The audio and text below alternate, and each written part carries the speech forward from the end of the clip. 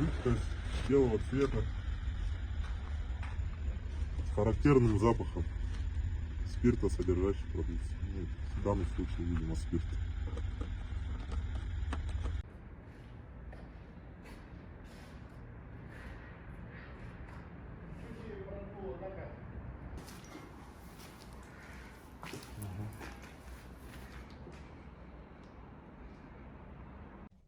Поясните, пожалуйста, за что задержаны?